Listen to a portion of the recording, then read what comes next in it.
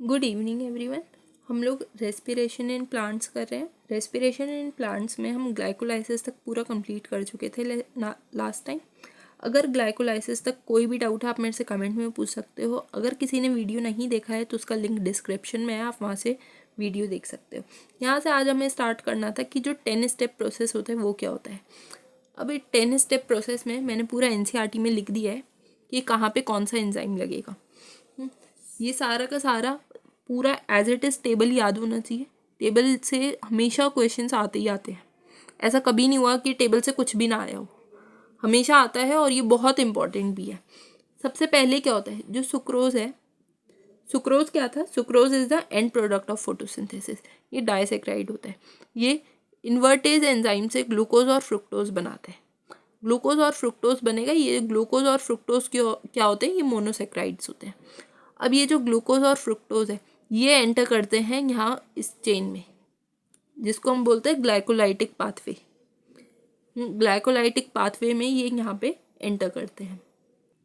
ये वाला टेबल बहुत ज़्यादा इंपॉर्टेंट है। ये वाली पूरा स्टेप वाइज प्रोसेस। अगर कहीं पे कुछ भी नहीं आया आप मेरे से कमेंट में पूछ सकते हो। कोई चीज़ दिख ना रही हो ठीक से तो आप वो भी पूछ सकते हो, मैं उसके लिए दोबारा वीडियो बना दूंगी अगर किसी को कोई परेशानी हो तो।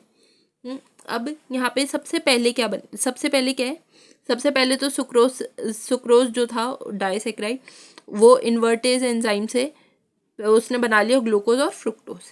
ग्लूकोज और फ्रुक्टोज मोनोसेक्राइड्स हैं। अब ये दोनों के दोनों ग्लाइकोलाइटिक पाथवे में एंटर कर चुके हैं। फिर सबसे पहले ये ग्लूकोज था। ग्लूकोज से यहाँ पे बना ग्लूकोज 6 फॉस्फेट। ग्लूकोज 6 फॉस्फेट जब बना तो इसमें एंजाइम लगा हेक्सोकाइनेज।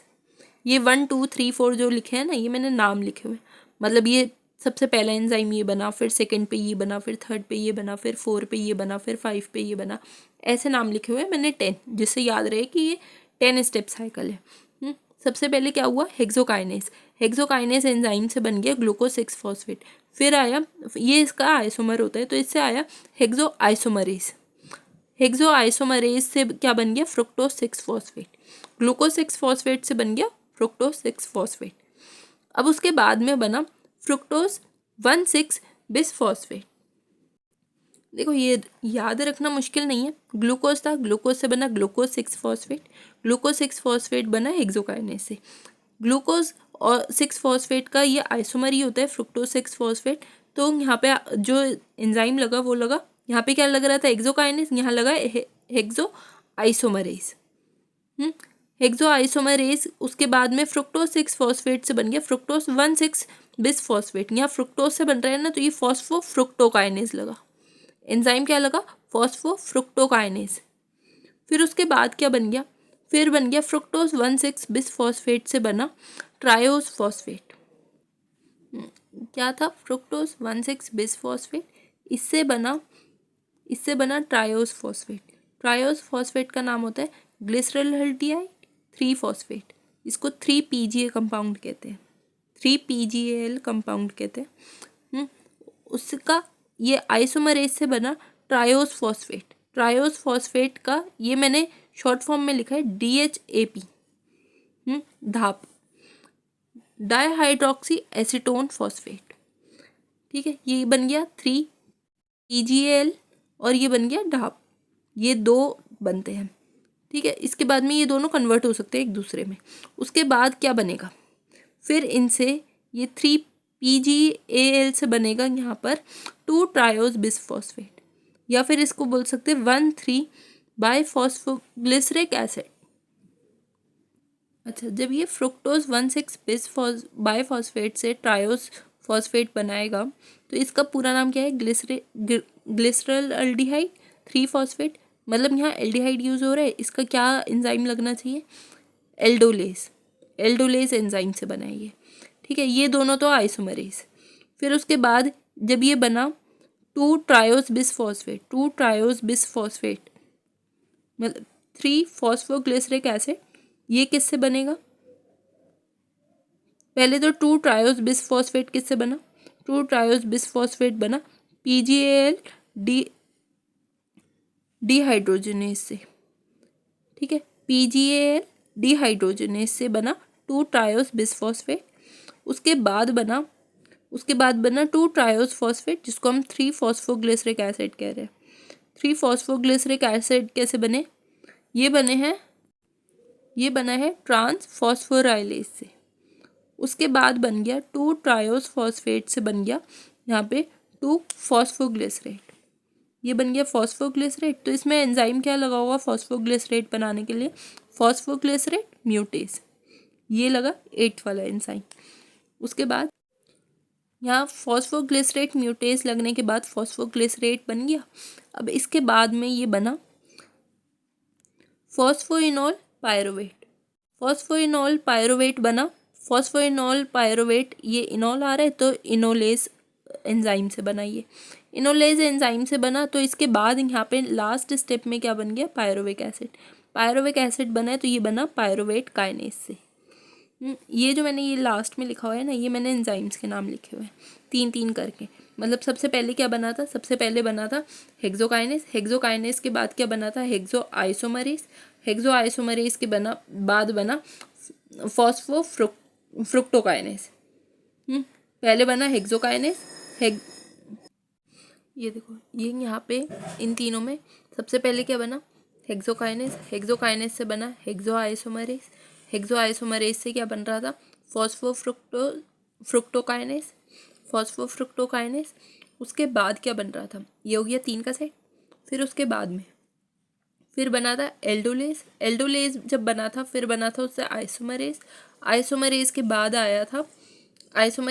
आया था PGAL डिहाइड्रोजनेज।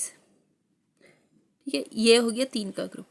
फिर नेक्स्ट आया TPEP। ये क्या हुआ? ये हुआ ट्रांसफॉस्फोफाइरेज।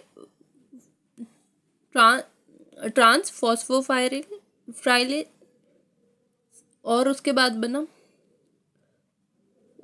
बना फॉस्फोग्ल ये नाम सही है, मेरे से प्रोनाउंसिएशन मिस्टेक हुई है इसमें। सबसे पहले क्या बना? ये यहाँ तक बन गया हमारा PGAL डिहाइड्रोजनेज। PGAL डिहाइड्रोजनेज के बाद बना TPEP। TPEP क्या हुआ? ट्रांसफॉस्फोफाइरेज और ट्रांसफॉस्फोराइलेज और उसके बाद बना फॉस्फोग्लिसरेट म्यूटेज। फिर क्या बना? इनोलेज और उसके बाद बना पायरुवेट काइनेज। ठीक है, ये सारे के सारे ऐसे याद कर लो। ये ऐसे याद करना ज़्यादा इजी है। ऐसे याद करने से तुम्हें ये अगर ये सीक्वेंस याद रहेगा ना, तो इससे तुम बता सकते हो कि कहाँ पे कौन सा एंजाइम कितने पे लग रहा है। जैसे ये सारे के सारे सीक्वेंस में लिखे हुए हैं। ये फर्स्ट एंजाइम है, ये सेकंड, थर्ड, 4, 5, 6, 7, 8, 9, 10। ये 10 एंजाइम्स यूज़ हुए हैं इसमें। सबसे पहले क्या हुआ? ये साइकिल बहुत इंपॉर्टेंट है, इसलिए मैंने 2 बार 3 बार बताया है। सबसे पहले क्या हुआ? ग्लूकोज से क्या बना? Glucose 6 phosphate. फिर क्या बना? फिर बना फ्रुक्टोज 6 फॉस्फेट। फिर बना फ्रुक्टोज 1,6 बिस फॉस्फेट। सबसे पहले ग्लूकोज से ग्लूकोज 6 फॉस्फेट बना हेक्सोकाइनेज, फिर फर्स्ट हो गया। फिर बना ग्लूकोज 6 फॉस्फेट से फ्रुक्टोज 6 फॉस्फेट, सेकेंड हो गया। फिर उसके बाद बना फ्रुक्टोज 6 फॉस्फेट से फ्रुक्टोज 1,6 बिस फॉस्फेट, ये हो गया थर्ड। अब इसमें क्या क्या 3 एंजाइम्स यूज हुए? पहले 3, सबसे पहले क्या हुआ? हेक्सोकाइनेज। फिर ग्लूकोज 6 फॉस्फेट से फ्रुक्टोज 6 फॉस्फेट जब बना तो हुआ हेक्सो आइसोमरेज। फिर फ्रुक्टोज 6 फॉस्फेट से जब फ्रुक्टोज 1,6 बिस फॉस्फेट बना तो फॉस्फोफ्रुक्टोकाइनेज। ये 3 एंजाइम्स यूज हो चुके हैं अब तक। उसके बाद आया फोर्थ में बन क्या रहे? फ्रुक्टोज 1,6 बिस फॉस्फेट से ट्रायोस फॉस्फेट या फिर उसको ग्लिसराल्डिहाइड 3 फॉस्फेट कह सकते हैं। जहाँ भी एल्डिहाइड यूज हो रही है नाम, तो ये बना एल्डोलेस। फोर्थ बना हमारा एल्डोलेस, फोर्थ वाला ये वाले 3। इसमें सबसे पहले क्या बन रहा है? एल्डोलेस। फिर ट्रायोस फॉस्फेट से ट्रायोस फॉस्फेट, ये ग्लिसराल्डिहाइड 3 फॉस्फेट और डाईहाइड्रोक्सी एसीटोन फॉस्फेट, ये दोनों के दोनों आइसोमर हैं, तो ये आइसोमरेज। दोनों 3 कार्बन कंपाउंड है। अब इसके बाद में ये बन गया यहाँ आइसोमरेज तक। अब इसके बाद में ट्रायोस फॉस्फेट से क्या बनेगा? Triose bis phosphate. Triose bis phosphate जब बना तो क्या एंजाइम यूज हुआ? PGAL dehydrogenase. PGL dehydrogenase use हुआ। PGL डिहाइड्रोजनेज के बाद अब ये लास्ट के चार मतलब कौन कौन से, अब तक हमने पढ़ लिए छः पढ़ने के बाद PGL dehydrogenase is the 6th enzyme. फिर उसके बाद 2 ट्रायोस बिसफॉस्फेट से क्या बनेगा 7th के लिए 2 ट्रायोस फॉस्फेट बनेगा, बिसफॉस्फेट से फॉस्फेट बनेगा। 2 ट्रायोस फॉस्फेट जब बना तो उसमें एंजाइम यूज ट्रांसफॉस्फोराइलेज। उसके बाद में फिर क्या बन गया, फिर 2 ट्रायोस फॉस्फेट से बना 2 फॉस्फोग्लिसरेट। 2 फॉस्फोग्लिसरेट जब बन रहा था तो उसमें क्या यूज़ हुआ, 8th एंजाइम जो हमारा यूज़ हुआ है पी से, वो क्या है फॉस्फोग्लिसरेट म्यूटेज। फॉस्फोग्लिसरेट बन रहा है तो वो उसके लिए एंजाइम्स कौन सा यूज़ होगा, उसके लिए होगा फॉस्फोग्लिसरेट म्यूटेज, ये होगी एंजाइम यूज। उसके बाद बन रहा है फॉस्फोग्लिसरेट से बन रहा है फॉस्फोफिनॉल पायरोवेट। फॉस्फोफिनॉल इनॉल यहाँ भी आ रहा है तो इनोलेज हुआ 9th वाला। फिर फॉस्फोइनोलेज से बना पायरोविक एसिड बना तो उसमें कौन सा एंजाइम यूज हुआ, पायरोवेट काइनेज। ये हो गया हमारा 10 स्टेप्स। अगर इसमें कोई भी डाउट है, देखो अब ये तो हमने पढ़ लिया कि पूरा स्टेप वाइज होता क्या क्या है। एक इम्पॉर्टेंट चीज़ ये है कि याद रखना कि सब में 2 कंपाउंड्स बनते हैं, मतलब जो भी बनेगा ना ये 5th के बाद जितने भी बनेंगे सारे के सारे 2 कंपाउंड्स बनेंगे। मतलब ट्रायोस फॉस्फेट बनेगा तो वो 2 बनेंगे, फॉस्फोग्लिसराइड बनेंगे तो वो 2 बनेंगे, फॉस्फोइनोल पायरोवेट बनेगा तो वो 2 बनेंगे। सारी चीज़ें 2 बनेंगी। कहाँ से, 6 के बाद वाले से, 6 के बाद यहाँ से, ये हो गया, ये 6th वाला है यहाँ पर। अब ये देखो ये यहाँ से सारे के सारे यहाँ से स्टार्ट हो गए, सारे 2 कंपाउंड्स बनेंगे। अब यहाँ पे देखो कि कौन से स्टेप में क्या हो रहा है। पहले और तीसरे में ATP यूज़ हो रही है, ATP बन नहीं रही, ATP यूज़ हो रही है और ADP का फॉर्मेशन हो रहा है। उसके बाद जो ये वाला स्टेप है, इस वाले स्टेप में क्या हो रहा है, 6 वाले में NAD से NADH2 बन रहा है, ठीक है। उसके बाद क्या है, लास्ट के जो 2 स्टेप थे,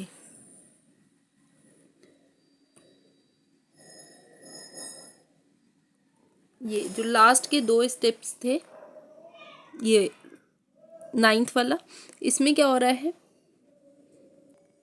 9th स्टेप में H2O रिलीज हो रहा है और सारी चीज़ें 2 हो रही हैं तो 2 ही होंगी। इसमें इन्होंने लिखा नहीं है बट ये खुद सोचने की चीज़ है कि सारी चीज़ें अगर 2 कंपाउंड बन रहे हैं तो H2O के भी 2 मॉलिक्यूल रिलीज होंगे। यहाँ पे लास्ट स्टेप में क्या हो रहा है, ADP से ATP का फॉर्मेशन हो रहा है। तो ये लास्ट में लिख लो कि फर्स्ट और थर्ड में, जहाँ पे फर्स्ट एंजाइम और थर्ड एंजाइम लग रही थी, वहाँ पे ATP से ADP बन रहा था, मतलब ATP यूज़ हो रही थी। 6th में क्या हो रहा था, NAD से NADH2 बन रहा था। फिर 7 और 10 में क्या हो रहा था, ADP से ATP फॉर्मेशन हो रहा था। ये बहुत ज़्यादा इम्पॉर्टेंट है, ये आएगा ही आएगा। तो इसमें अगर कोई भी डाउट है आप कमेंट में दोबारा पूछो, अगर दोबारा एक्सप्लेन करना होगा तो मैं दोबारा एक्सप्लेन कर दूँगी। अब ये सारे स्टेप ना NCERT ने कैसे लिखे हैं वो देखो। Sucrose is converted into glucose and fructose by the enzyme invertase and these 2 monosaccharides readily entered the glycolytic pathway. ये हमने पूरा देख लिया कि सुक्रोज जो है वो ग्लूकोज में और फ्रुक्टोज में टूटेगा और एंजाइम लगेगा इन्वर्टेज, जो कि ये ग्लूकोज और फ्रुक्टोज है क्या, मोनोसैकेराइड्स। ये ग्लाइकोलाइटिक पाथवे में एंटर करेंगे। उसके बाद क्या होना शुरू होगा, फिर ये साइकिल स्टार्ट हुआ तो ये आया ग्लूकोज और fructose. Are glucose and fructose are phosphorylated to give rise to a glucose 6 phosphate. फिर बना glucose 6 phosphate by the activity of enzyme, ठीक है। ये हमने पढ़ा कि इसमें एंजाइम कौन सा यूज हो रहा है, हेक्सोकाइनेज। फिर उसका आइसोमर बन रहा था फ्रुक्टोज 6 फॉस्फेट, उसमें क्या एंजाइम यूज हो रहा था, हेक्सो आइसोमरेज। उसके बाद इन्होंने लिखा है a chain of 10 reactions under the control of different enzymes take place produce pyruvate from the glucose। ये बता दिया इन्होंने शॉर्ट में कि ये 10 स्टेप्स लगते हैं और ये 10 स्टेप इन्होंने एनसीईआरटी में इसमें चेन में दिखाए भी हैं। अब ATP is utilised at 2 steps. ATP जो है वो 2 स्टेप में यूज हो रहे हैं, कौन कौन से, फर्स्ट और थर्ड में, जैसा हमने अभी देखा। First in the conversion of glucose into glucose 6 phosphate, और सेकंड का हो रहा है conversion of fructose 6 phosphate to fructose 1,6 bis phosphate. मतलब 1 और थर्ड में एटीपी यूज हो रहा है। The fructose 1,6 bis phosphate is split into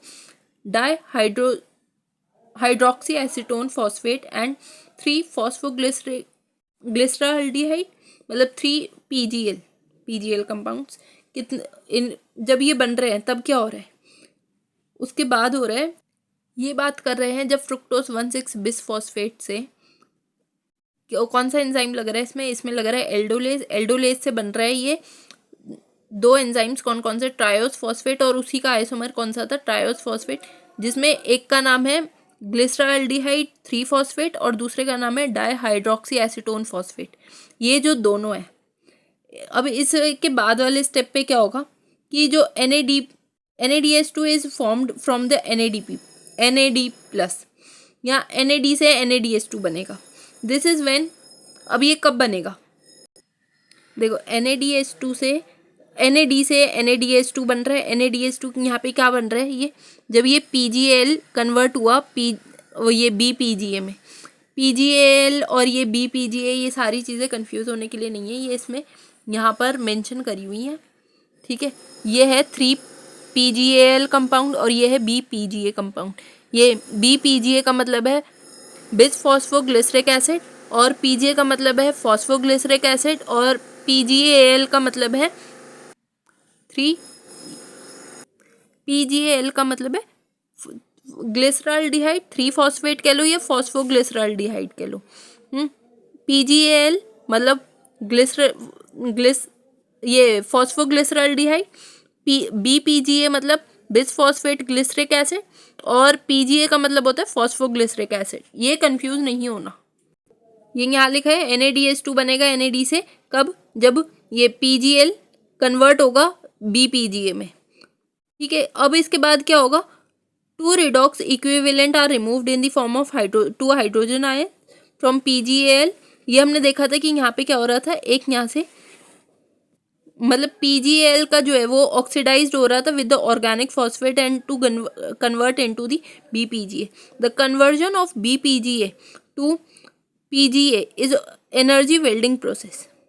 ये है एनर्जी वेल्डिंग प्रोसेस। इसमें क्या हो रहा है, इसमें फॉर्मेशन ऑफ ATP हो रहा है। ATP is synthesized during the conversion of PPE to pyruvic acid. PPE से जब पायरुविक एसिड बन रहा है तो क्या हो रहा है, ATP सिंथेसिस हो रहा है। जब PEP से जब भी पायरुविक एसिड बनेगा तो ATP का फॉर्मेशन होगा। सबसे इजी तरीका इसका यही है कि सारे के सारे ना साइड में लिख लो। फर्स्ट और थर्ड में क्या हो रहा है, जब फर्स्ट एंजाइम और थर्ड एंजाइम में ATP यूज हो रही है। सिक्स्थ में क्या हो रहा है, सिक्स्थ में NAD से NADH2 बन रहा है। 7 और 10 में क्या हो रहा है, ADP से ATP फॉर्मेशन हो रहा है, ठीक है। ये याद रखो। सबसे पहले क्या हुआ था इसके अंदर साइकिल में, सबसे पहले ग्लूकोज से बना ग्लूकोज 6 फॉस्फेट, फिर बना फ्रुक्टोज 6 फॉस्फेट, फ्रुक्टोज 6 फॉस्फेट से बना फ्रुक्टोज 1,6 बिस फॉस्फेट। उसके बाद क्या बना, उसके बाद बना 3 PGAL को मतलब 3 ये PGAL को हम देखो, ये PGAL को हम पागल लिख सकते हैं ना, पागल और धाप, ये 2 बन गए। उसके बाद क्या बना, उसके बाद बना BPGA से बना PGA के बाद बन गया इसमें फॉस्फोग्लिसरेट से बन गया पेप, और पेप से बन गया पायरुविक एसिड। ये सारे के सारे इनमें जो जो एंजाइम्स यूज हुए वो उनके नाम है। अब लास्ट में लिखा है pyruvic acid is acid as then key product of glycolysis. ये इसका की प्रोडक्ट कौन सा है, पायरुविक एसिड है, and depend on the cellular need. ये there are 3 major way in different cell handle pyruvic acid produced by glycolysis. These are lactic acid fermentation and alcoholic fermentation, aerobic respiration. इसमें क्या क्या होते हैं, अब इसमें बताया इन्होंने। देखो जब ग्लाइकोलाइसिस में पायरुविक एसिड बनता है ना, उनको हम 3 अलग अलग तरीक़ों से हैंडल कर सकते हैं। अलग अलग तरीक़ों से मतलब उनका अलग अलग रोल होता है। जैसे क्या क्या होते हैं, डिफरेंट सेल्स हैंडल ये there are 3 major ways in which different cells handle pyruvic acids produce by glycolysis. क्या क्या होते हैं ये 3 मेजर वेज कौन कौन से हैं? एक है लैक्टिक एसिड फर्मेंटेशन, फिर है एल्कोहलिक फर्मेंटेशन, फिर है एरोबिक रेस्पिरेशन। ये तीनों के तीनों इंपॉर्टेंट है, याद रहने चाहिए। पहला lactic acid fermentation, alcoholic fermentation, aerobic respiration. Fermentation में क्या होगा? Fermentation take place under anaerobic condition, मतलब जब ऑक्सीजन नहीं होता है, in many prokaryotes and unicellular eukaryotes, और यूनिसेलुलर यूकार्योट्स में भी, for the complete oxidation of glucose to CO2 and H2O. However, organisms adopt Krebs cycle, which is also called aerobic respiration. This required oxygen supply. क्या होता है? और इन्होंने बताया कि जो फर्मेंटेशन होता है वो एनारोबिक कंडीशन में होगा प्रोकार्योट्स में, बहुत सारे मेनी प्रोकार्योट्स और यूनिसेलुलर यूकार्योट्स में, और कंप्लीट ऑक्सीडेशन के लिए, complete oxidation of glucose to CO2 and H2O, जो ऑर्गेनिजम्स हैं they adopt a Krebs cycle which is also called aerobic respiration. उसको एरोबिक रेस्पिरेशन भी कहते हैं। उसके लिए हमें क्या चाहिए होता है? ऑक्सीजन सप्लाई की नीड होती है। यहाँ तक हमारा ये पूरा कंप्लीट हो गया। नेक्स्ट हमें स्टार्ट करेंगे फर्मेंटेशन। फर्मेंटेशन से पहले तक अगर कोई भी डाउट है आप मेरे से कमेंट में पूछ सकते हो, कोई चीज़ दोबारा रिपीट करानी हो वो पूछ सकते हो। अगर मेरा वीडियो अच्छा लगा हो तो वीडियो लाइक करो, चैनल सब्सक्राइब करो। Thank you.